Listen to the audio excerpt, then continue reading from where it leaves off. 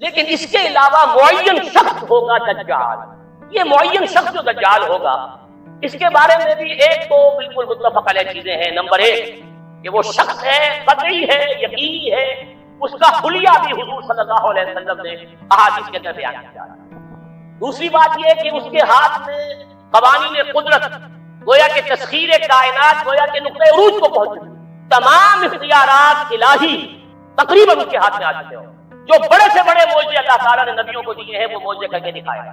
وہ مردہ کو زندہ کرے گا، مردہ لوگوں کی افواہوں کو لے کر آئے گا، ان کی روحوں کو، اگرچہ جھوٹی روحیں ہوں گی، وہ شیاطین جن ہوں گے جو ان کا بھید بدل کر آئیں گے، لیکن یہ کہ وہ لوگوں سے کلام کریں گے.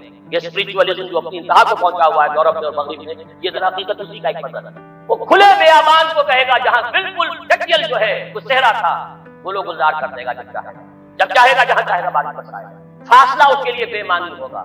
اس کی سواری وہ ہوگی کہ جس کے دونوں کانوں کے درمیان فاصلہ 80 ہاتھ کا ہوگا. یہ سارے جو آج آپ کی ٹیکنالوجی کی جو انتہا جا رہی ہے اور جدھر جا رہی ہے اس کو اچھی طرح سمجھیں. آج سے 100 سال پہلے شاید انسان ان چیزوں کا تصور نہ کرتا. وہ کوئی سواری ایسی بھی ہو سکتی ہے جس کے دو کانوں کے درمیان کا فاصلہ جو ہے وہ 80 ہاتھ کا ہوگا.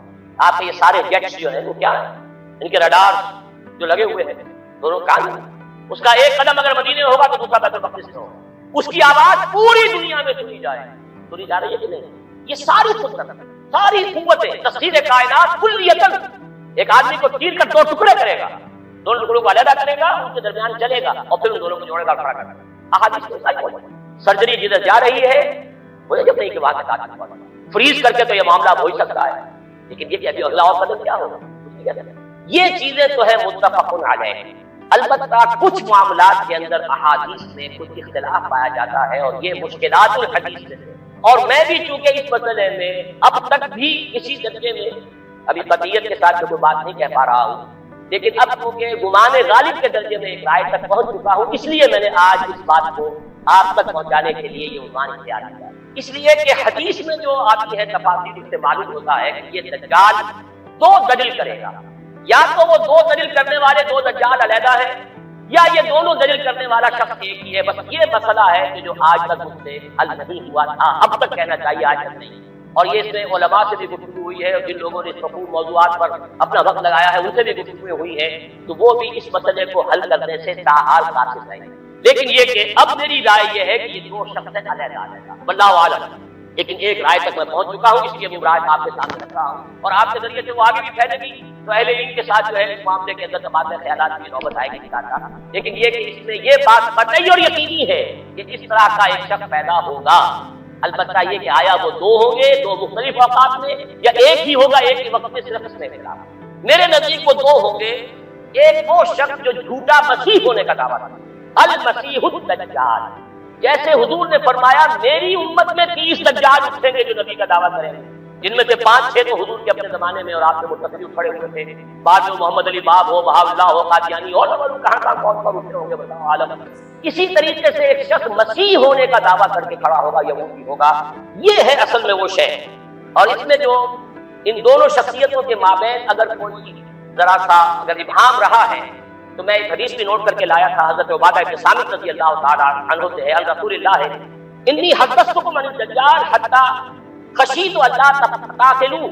میں نے تمہیں دجال کے بارے میں بہت سی باتیں بتائی ہیں تو مجھے یہ گمان ہوا کہ شاید تم اسے سمجھ نہ پاؤ.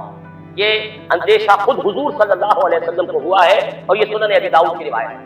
بہرحال میں جو کچھ عرض کر رہا ہوں کہ میں اس رائے تک پہنچا ہوں کہ یہ دو علیحدہ شخصیتیں ہیں.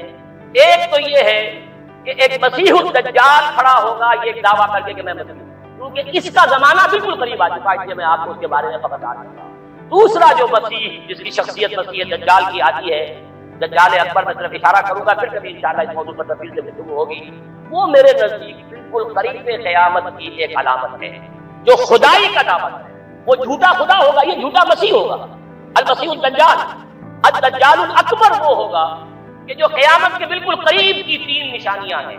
جبکہ وہ آ جائیں گی تو حدیث میں آتا ہے کہ اس کے بعد کسی شخص کے ایمان لانے کا توبہ کرنے کا فائدہ نہیں ہوگا.